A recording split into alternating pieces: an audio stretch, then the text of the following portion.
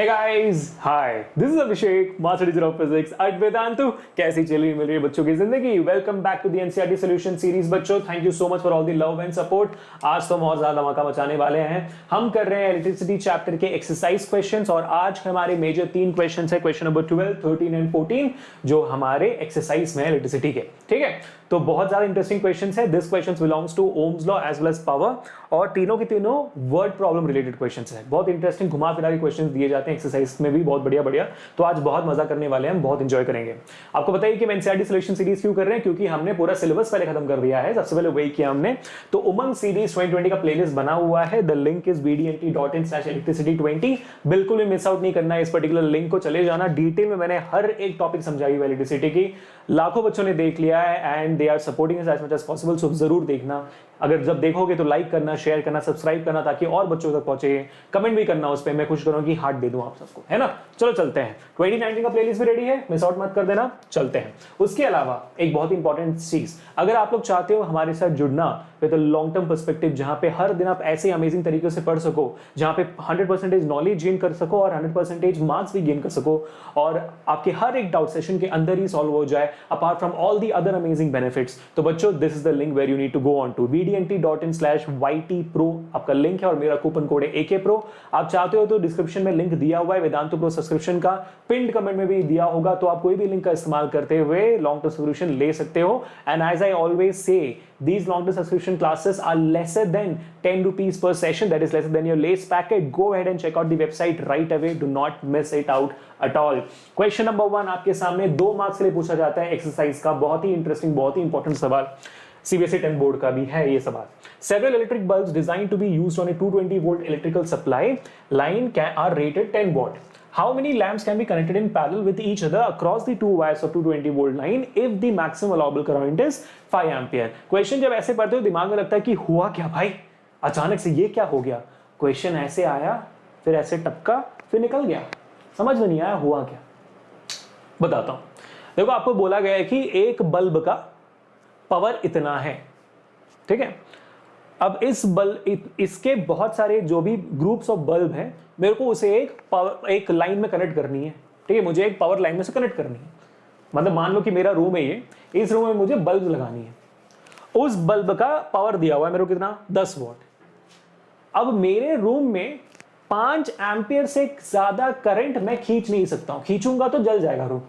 ज्यादा पावर, ज्यादा करंट खींचूंगा तो अब मुझे ये पता करना है कि मैं इस 10 वॉट के पावर के बल्ब का कितने बल्ब लगा सकता हूं मेरे रूम में पैरेलल में. सीरीज में नहीं, पैरेलल में कितने बल्ब लगा सकता हूं, ये पता करना है.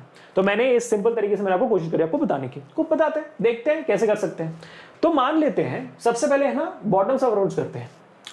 यार, आपके पास मैक्सिमम करंट इतना है, वोल्टेज दी गई है 220.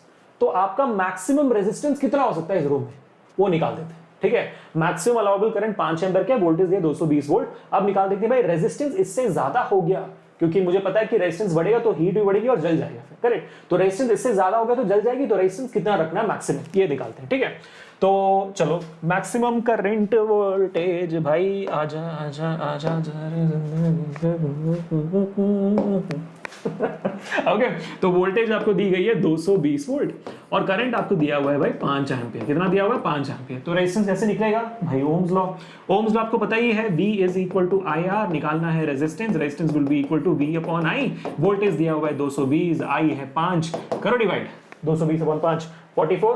5 was 20, 20 बचा, 5 was 20. Correct. So 44 ohms is the resistance, maximum allowable resistance you can have. इसके ऊपर या तो आग लग जाएगी, आग. ठीक है, पूरे रूम में. तो 44 ohms का आपके पास मैक्सिमम अलाउएबल रेजिस्टेंस. अब करना है मेरे को कनेक्ट पैरेलली, मतलब टोटल पैरेलल रेजिस्टेंस 44 ohms आनी चाहिए. ठीक है, तो पैरेलल रेजिस्टेंस फॉर्मूला क्या होता है, 1 upon RP is equal to 1 upon RN. N मतलब कितने भी हो जाए, 1 अपॉन R1 plus 1 upon R2 plus 1 upon R3 से जाता रहेगा ना. तो 1 अपॉन RN करते हैं, कितना भी हो. ठीक है, इसको शायद सही तरीके से लिखना होगा. तो मैं एक काम करता हूं, इसको मैं कितना हो जाता है भाई, 1 अपॉन R1 plus dot dot dot dot 1 plus 1 upon RN. ऐसे लिख देता हूं, ऐसे लिख दो. ये फॉर्मूला आपका.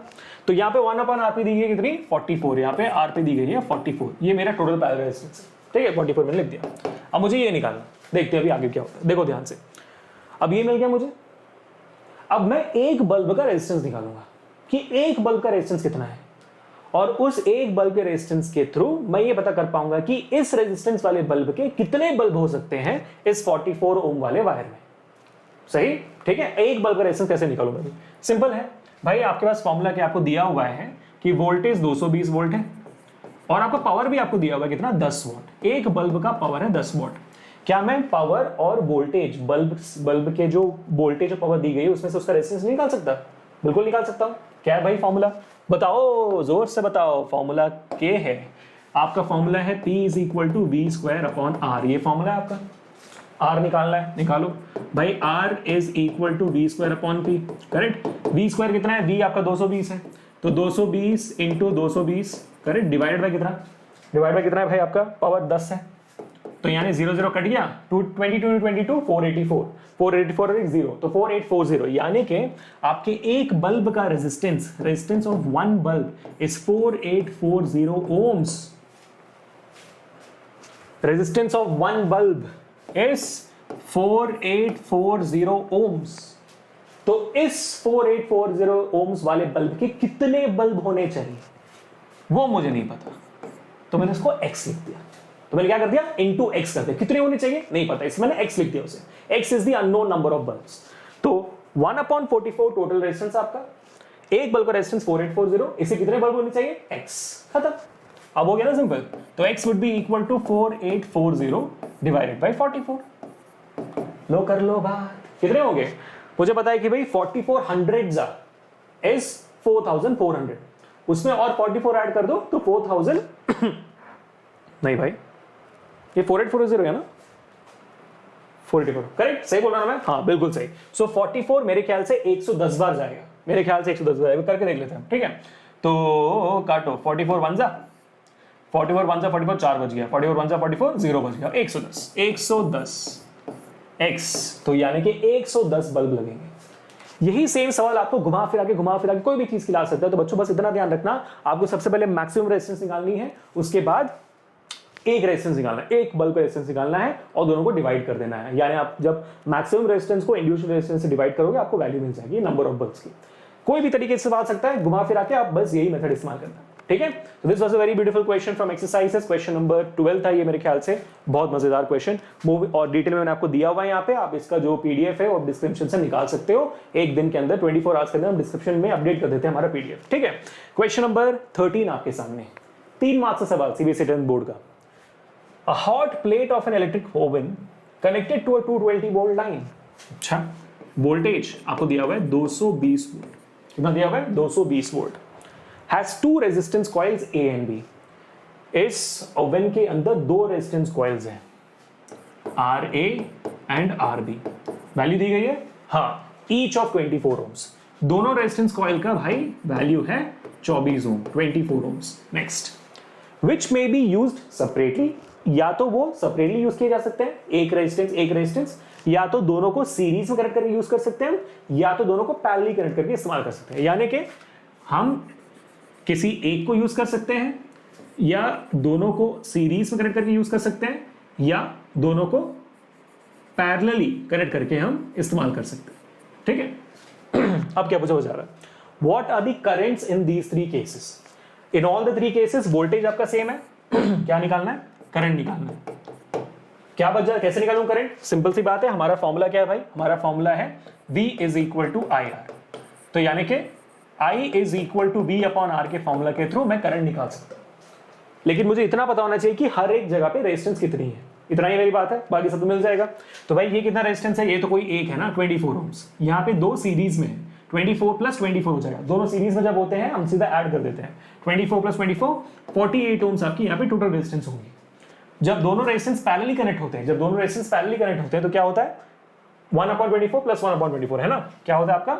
1/24 प्लस 1/24। इसका वैल्यू कितना आ जाएगा? 2/24, that is 24/2 which is 12 ohms. यानी कि जब पैरेलली कनेक्ट होगी ये, तब उसका टोटल रेजिस्टेंस 12 ओम होगा। मिल गया?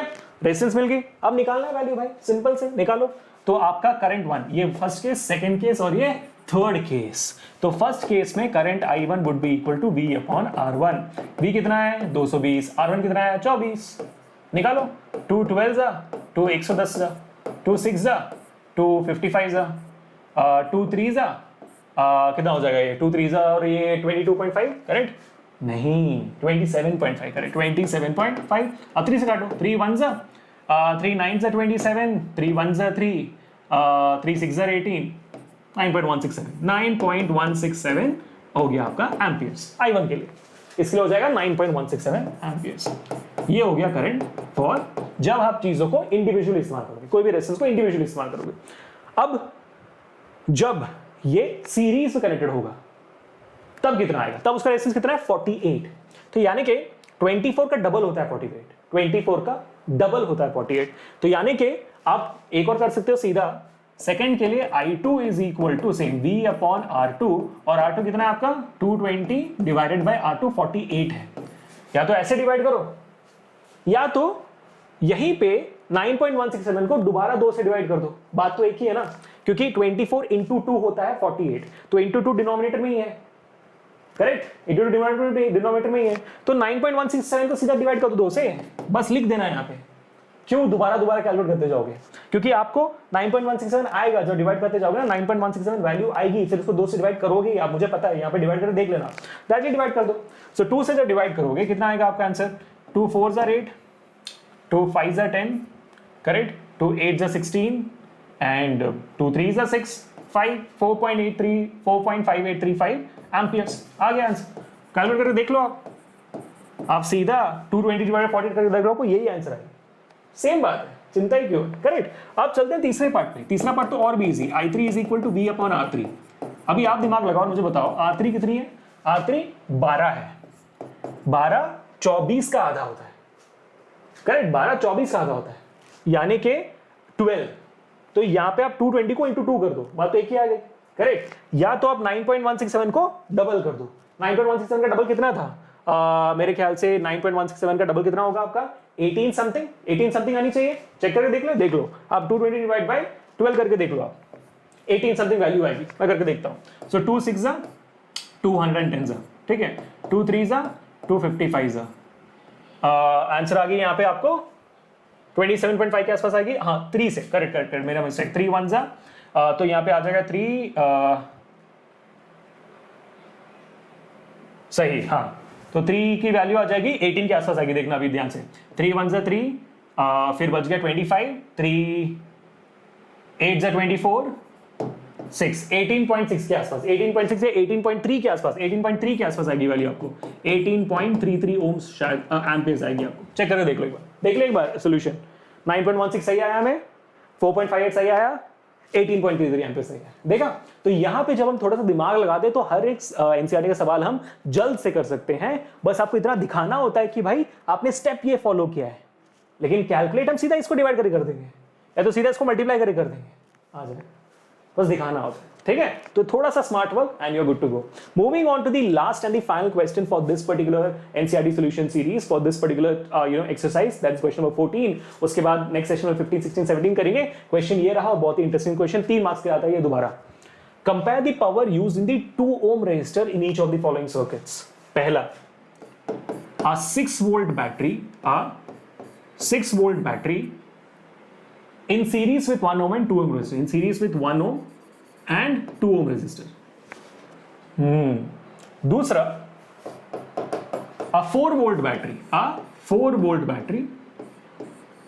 यहां पे एक और बढ़ा देता हूं मैं ताकि और इजी हो जाए, ठीक है, connected parallel with 12 ohm and 2 ohm, connected parallel with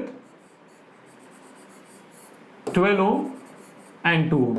आपको क्या निकालना है, आपको रेशियो निकालनी है पावर की ओनली अक्रॉस 2 ohms। आपको सीरीज में कनेक्ट कर दिया आपने, वहां पे यहाँ पे 6 वोल्ट का बैटरी है, वहां पे 4 वोल्ट का बैटरी है, सिचुएशन जो भी हो आपको निकालनी है what is the power across 2 ohm in both the scenario. So power across in series connection divide by power across in parallel connection, ये निकालना है, ठीक है, सिंपल सी बात। ओके, तो आप कैसे निकालोगे? पावर के बहुत सारे फॉर्मूलाज होते हैं। यहां पे आपको दिया क्या गया है, यहां पे आपको वोल्टेज और रेजिस्टेंस दी गई है, लेकिन यहां पे छोटा सा लोचा ये है कि या तो आप इस्तेमाल कर सकते हो P equal to I square R, या तो आप सोचेंगे sir P equal to V square upon R का इस्तेमाल करो, और दोनों फॉर्मुलाज के थ्रू आपको आंसर सही आएंगे, ठीक है, बिल्कुल चिंता नहीं। लेकिन सबसे इजीएस्ट वे कौन सा होगा वो बताता हूं, ठीक है। सीरीज कनेक्शन में कांस्टेंट क्या होती है? करंट। सीरीज कनेक्शन में करंट कांस्टेंट होती है, तो अगर मैं करंट निकाल दूं इसमें तो आई स्क्वायर आर का फॉर्मुला मैं इस्तेमाल कर लूंगा। यहां पे आप सोच रहे होगे सर क्यों निकालना है करंट, वोल्टेज दिया हुआ है 6 वोल्ट, रेजिस्टेंस है 2 ओम, निकाल दो ना आप सीधा, क्यों चिंता करो इतना? नहीं कर सकता ना बेटा, क्योंकि मैं 6 वोल्ट कैसे ले सकता हूं? 6 वोल्ट तो टोटल बैटरी का वोल्टेज है। ये सीरीज कनेक्शन में 2 ओम के अक्रॉस वोल्टेज अलग होगी, 1 ओम के अक्रॉस अलग होगी, डिवाइड हो जाती है ना वोल्टेज। तो या तो आपका तरीका होगा कि आप 2 ओम के अक्रॉस वोल्टेज निकालो, जिसके लिए आपको दोबारा करंट निकालना पड़ेगा, वरना वो नहीं निकाल सकते। करंट निकालोगे, फिर वोल्टेज निकालोगे, फिर इस फॉर्मूला में डाल के फिर पावर निकालोगे, क्यों करना है इतना? करंट निकालो सीधा, और सीधा ये फॉर्मूला इस्तेमाल कर दो। करेक्ट? अब बात समझ में आई कि ये दोनों फॉर्मूला क्यों नहीं इस्तेमाल कर सकते एक साथ, ठीक है? ओके, तो अब ये फॉर्मूला इस्तेमाल करते हैं। तो P ऑफ सीरीज करंट आपका है आई स्क्वायर आर। करंट कैसे निकालोगे? इजी है, करंट निकालना क्या डिफिकल्टी है? करंट निकालना है, सीरीज कनेक्शन सीधा एडिशन होती है। 1 ओम 2 ओम 3 ओम आपका टोटल रेजिस्टेंस हो गया, ठीक है। वोल्टेज 6 वोल्ट दी गई है, current is equal to V upon R, V is 6, resistance is 3, तो आपका करंट आ गया 2 एम्पीयर। डालो यहाँ पे, सीधा डालो यहाँ पे, 2 का स्क्वायर इनटू रेजिस्टेंस कितना है, 2 ओम का निकाल रहे हैं, तो 2 का स्क्वायर होता है 4, 4 इंटू 2 होता है 8 वॉट्स हो गई आपकी पावर सीरीज के अक्रॉस, 2 ओम के अक्रॉस, पूरे सर्किट करने से 2 ओम के अक्रॉस। हो गया सही। अब यहाँ पे रेजिस्टेंस मैंने 3 क्यों नहीं लिया? क्योंकि टोटल सर्किट का नहीं पूछा, इसलिए 2 का पूछा, इसलिए मैंने वहां पे 2 लिया, ठीक है। Now moving on to the second one, power across parallel. अब यहाँ पे सेम लोचा, यहाँ पे मैं कौन सा इस्तेमाल करूंगा, आई स्क्वायर आर की वी स्क्वायर आर, दोनों में से सही आंसर आएगा, लेकिन मैं इस्तेमाल करूंगा वी स्क्वायर अपॉन आर। क्यों? पैरेलल कनेक्शन में वोल्टेज कांस्टेंट होती है।